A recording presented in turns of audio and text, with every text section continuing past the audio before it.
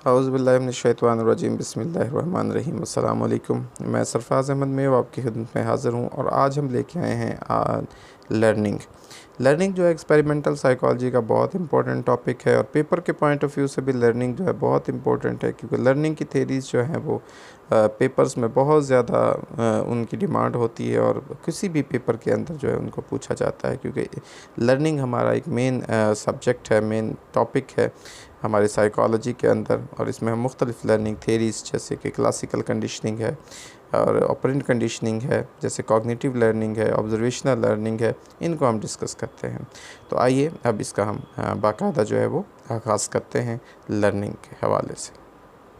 सबसे पहले हम लर्निंग की डेफिनेशन पे बात करते हैं कि लर्निंग जो है एक रिलेटिवली एक परमानेंट चेंज है हमारे बिहेवियर के अंदर, जो कि एक्सपीरियंसेस से आती है या प्रैक्टिस से आती है और ये मैचुरेशन से डिफरेंट होती है, क्योंकि मैचुरेशन जो है वो जेनेटिकली कंट्रोल्ड होती है। ये डिफरेंस आप ज़रूर याद रखिएगा कि जो परमानेंट चेंज इन बिहेवियर है वो लर्निंग है और जो मैचुरेशन है वो एक जेनेटिकली कंट्रोल्ड कंडीशन है।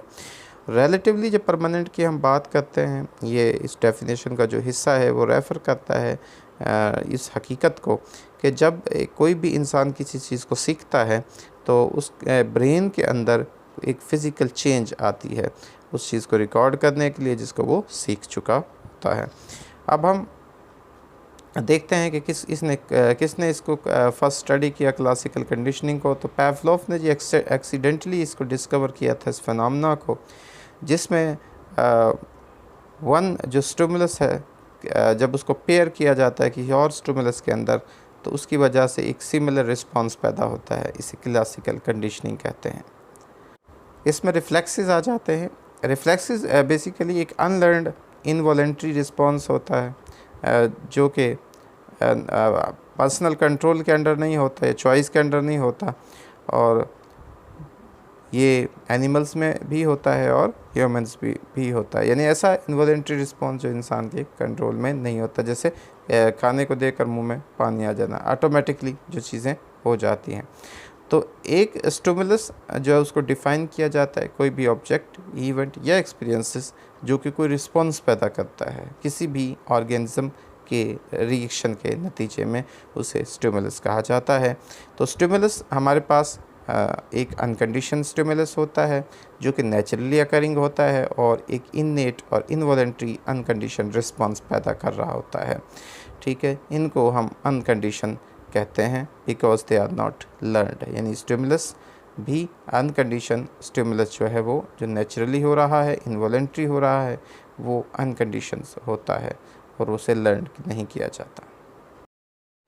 जो कंडीशन स्टिमुलस होता है वो शुरू होता है एज अ न्यूट्रल स्टिमुलस के तौर पर, और उसके बाद जब उसको हम पेयर करते हैं विद अनकंडीशन स्टिमुलस तो इवेंचुअली वो क्या करता है, वो एलिसिट करता है एक इनवॉलेंट्री और automatic behaviour on it's on. अपने तौर पर उसको जो है वो इनवॉलेंट्री एक रिस्पांस पैदा करना शुरू कर देता है। जो रिस्पांस होता है तो द कंडीशन स्टिमुलस उसे कंडीशन रिस्पांस कहा जाता है। ये जो बोथ स्टिमुलस एंड रिस्पांस जो होते हैं वो लर्नड होते हैं, यानी कंडीशन स्टिमुलस भी लर्नड होता है और कंडीशन रिस्पांस भी लर्नड होता है, जबकि अनकंडीशन स्टिमुलस भी जो है वो अनलर्नड होता है, नेचुरल होता है, और कंडीशन रिस्पांस जो है वो भी अनलर्नड होता है और अनकंडीशन होता है। जी, तो पावलोव ने पेयर्ड किया था एक साउंड को with the presentation of the food of the dog, ठीक है, और डिस्कवर किया था उसके several principles for classical conditioning. Natural जो न्यूट्रल स्टिमुलस है और अनकंडीशन जो स्टिमुलस है उनको लाजमी तौर पर हम मुख्तलिफ़ टाइम्स में पेयर करते हैं, और जो हमारा कंडीशन स्टिमुलस होता है वो लाजमी तौर पर अनकंडीशन स्टिमुलस को प्रीसीड करता है थोड़े अरसे के लिए, चंद सेकंड्स के लिए। यानी हमें पेयरिंग जो है वो बहुत दफ़ा करनी पड़ती है दोनों की, लेकिन जो है उसका जो रिस्पांस होता है वो कम होता है। कुछ और जो इम्पोर्टेंट एस्पेक्ट्स है क्लासिकल कंडीशनिंग के, उसमें स्टिमुलस जनरलाइजेशन है, स्टिमुलस डिस्क्रिमिनेशन है, एक्सटिंक्शन है, स्पॉन्टेनियस रिकवरी है, और जो है हायर ऑर्डर कंडीशनिंग है। इनको प्रिंसिपल्स ऑफ क्लासिकल कंडीशनिंग भी कहा जाता है।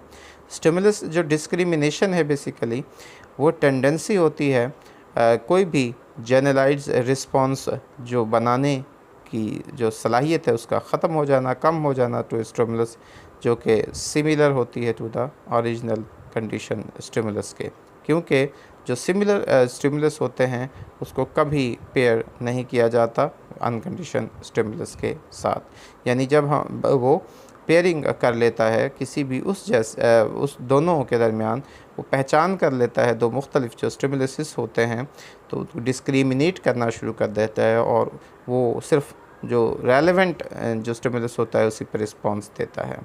उसके बाद स्टिमुलस जो जनरलाइजेशन है वो एक ही रिस्पॉन्स, एक ही स्टिमुलस जो एक जैसा मिलता जुलता है, सिमिलर है, तो उसी के रिस्पॉन्स दूसरों के साथ जो है वो उस जैसे मिलते जुलते जो स्टिमुलसिस होते हैं उनके साथ भी वैसा ही रिस्पॉन्स देना शुरू कर देता है। तो ये टेंडेंसी है to respond to a stimulus that is only similar to the original condition stimulus with the conditional response.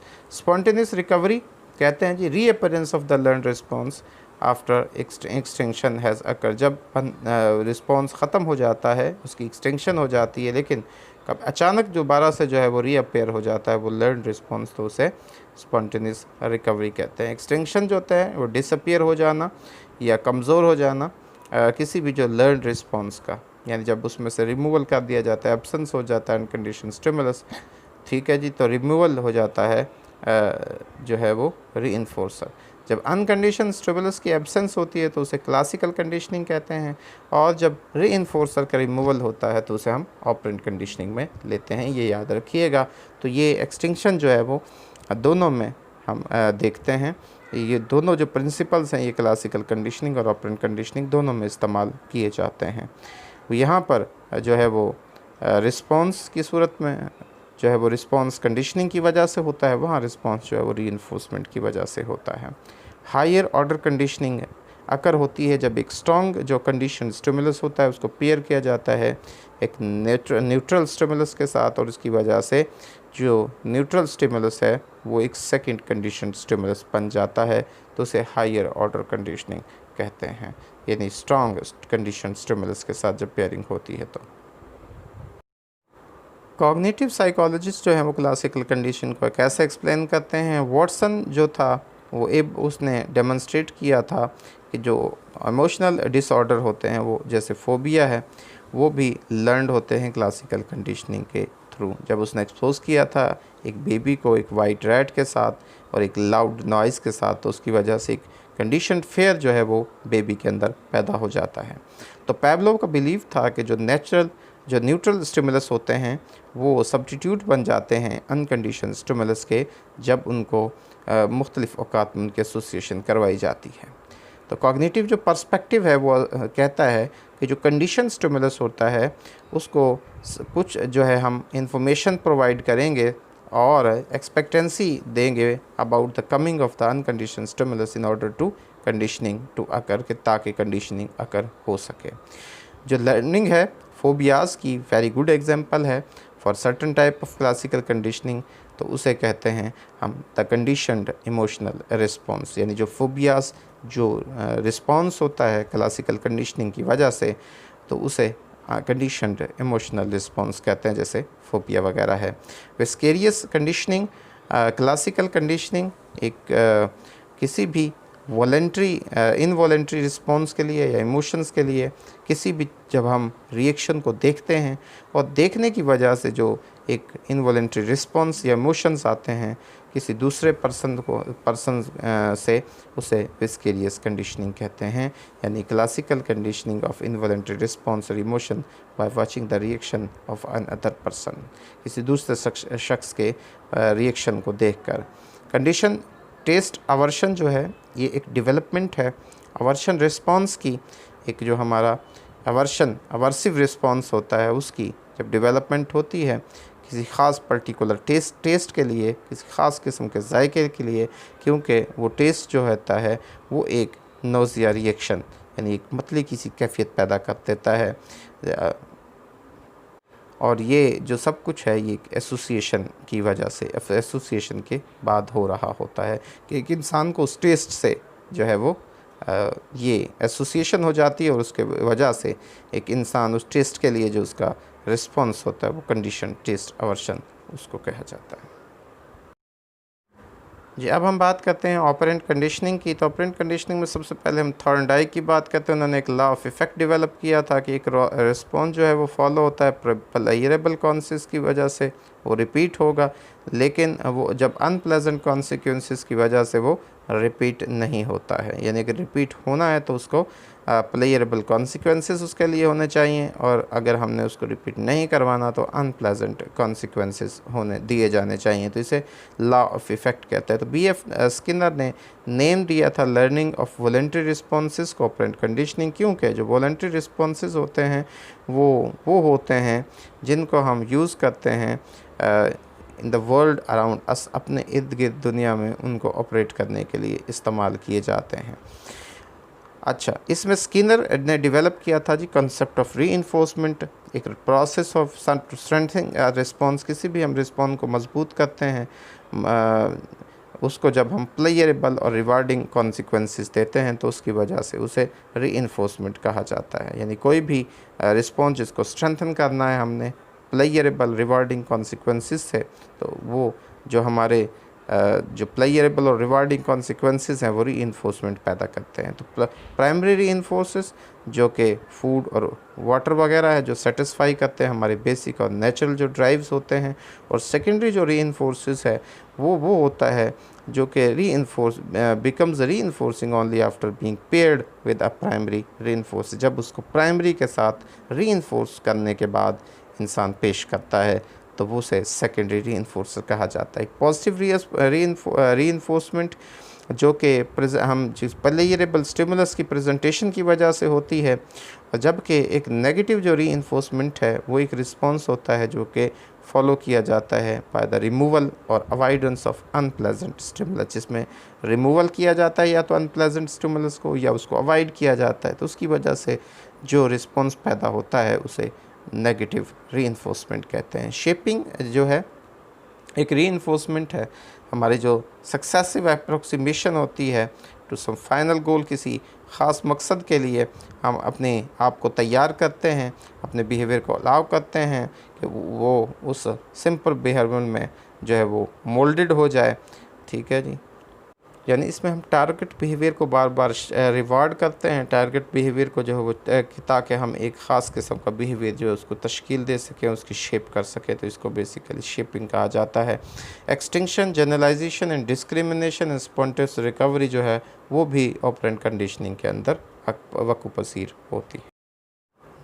जी, हम स्केजुअल्स ऑफ रीइंफोर्समेंट की बात करते हैं तो सबसे पहले हमारे पास कॉन्टीन्यूस रीइंफोर्समेंट आ जाती है। कॉन्टीन्यूस रीइंफोर्समेंट में जो एवरी करेक्ट रिस्पॉन्स है वो उसको रीइंफोर्स किया जाता है। जो पार्शियल रीइंफोर्समेंट स्केजुअल है, इसमें सम करेक्ट जो रिस्पॉन्सेज हैं जो कि रीइंफोर्समेंट पैदा कर रहे हैं, जिनकी वजह से रीइंफोर्समेंट हो रही है, उनको रीइंफोर्स किया जाता है। और उसके बाद जो fixed interval schedules of reinforcement में उसमें एटलीस्ट वन जो करेक्ट रिस्पॉन्स है उसको रीइंफोर्स किया जाता है एक सेट इंटरवल ऑफ टाइम के अंदर। Variable interval schedule of reinforcement में रीइंफोर्समेंट जो है वो फॉलोज होती है फर्स्ट करेक्ट रिस्पॉन्स पे जो कि बनता है जी आफ्टर इंटरवल ऑफ टाइम, और वो चेंज करता है ऑफ ईच रीइंफोर्समेंट अपॉर्चुनिटी को। फिक्स्ड रेशो स्केजुअल के अंदर रीइंफोर्समेंट के एक सर्टेन नंबर ऑफ रिस्पॉन्सेज जो है वो रिक्वायर्ड होता है रीइंफोर्समेंट के लिए। जब वो होता है तो फिर उसको जो है वो रीइंफोर्स किया जाता है। वेरिएबल रेशो स्केजुअल के अंदर जो है एक जो हमारे पास मुख्तलिफ नंबर्स ऑफ रिस्पॉन्सेज जो होते हैं वो रिक्वायर्ड होते हैं किसी भी रीइंफोर्समेंट को एक्वायर करने के लिए। पनिशमेंट की जब हम बात करते हैं तो कोई भी ऐसा इवेंट और स्टिमुलस जो कि जिसको रिस्पॉन्स जो है वो हम जो है कि वो रिस्पॉन्स दोबारा से वक़्फ़ पसीर ना हो, यानी कोई भी ऐसा इवेंट और स्टिमुलस जब उसको एक रिस्पॉन्स दिया जाए और वो इस रिस्पॉन्स की जो हैपनिंग है दोबारा होने की उसको कम से कम कर दे तो उसे पनिशमेंट कहा जाता है। यानी कोई भी स्टिमुलस जिसकी वजह से उसकी प्रोबेबिलिटी जो है वक़्फ़ पसीर होने की वो कम हो जाए तो उसे पनिशमेंट जो है दो किस्म की है जी। पनिशमेंट बाय एप्लीकेशन है, जब पनिशमेंट को बाकायदा तौर पर अप्लाई किया जाता है किसी यानी फ़िज़िकली हम अगर करते हैं, जैसे स्पैंकिंग होती है, बच्चों को जैसे कान पकड़वा के मारा जाता है, ये वो सारा, जिसमें कि एक अनप्लेजेंट स्टिमुलस को एक्सपीरियंस करता है, उसको अप्लाई किया जाता है बाकायदा तौर पर, वो उसको पनिशमेंट बाय एप्लीकेशन कहते हैं। दूसरी हमारी टाइप जो है वो पनिशमेंट बाय रिमूवल है। एक रिस्पॉन्स जो है उसको रिमूवल की वजह से होता है। जब रिमूवल किया जाता है सम प्लेयरेबल स्टिमुलस को, जैसे कि किसी बच्चे से उसका खिलौना ले लिया जाए उसके मिसबिहेव करने की वजह से, तो उसकी वजह से जो उसे सज़ा मिलती है। कोई भी जो इंसान को कोई चीज़ दी जाती है, अपॉर्चुनिटी दी जाती है, या उसे कोई भी सहूलतें दी जाती है तो उससे वापस ले ली जाए, तो उसे इन पनिशमेंट बाय रिमूवल कहते हैं।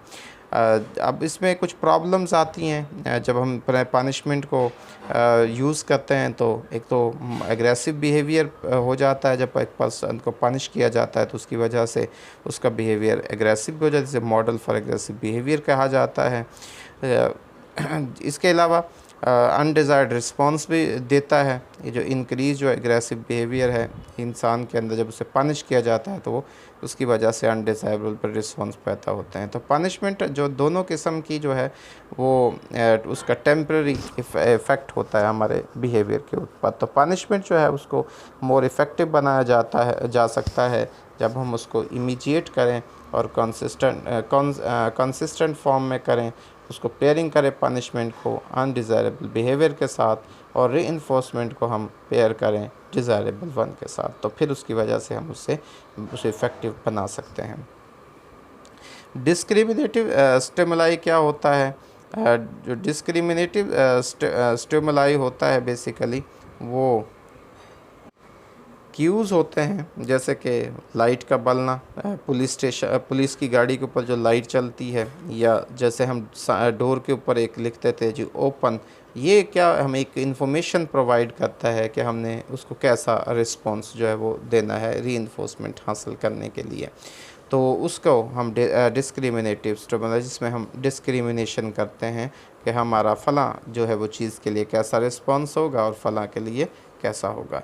तो इंस्टिंक्टिव ड्रिफ्ट कहते हैं टेंडेंसी किसी भी एनिमल की, और जो कि हम ट्रेंड करते हैं किसी ख़ास मकसद के ऑपरेंट कंडीशनिंग के ज़रिए से हम किसी एनिमल को जो है वो ट्रेंड करते हैं, लेकिन थोड़े अर्से कभी वो वापस उसी अपनी इंस्टिंक्टिव पैटर्न्स ऑफ बिहेवियर पर वापस आ जाता है, रिवर्ट हो जाता है, ठीक है, और अपने ट्रेंड बिहेवियर को मेंटेन नहीं रख पाता, तो उसे इंस्टिंक्टिव ड्रिफ्ट कहते हैं।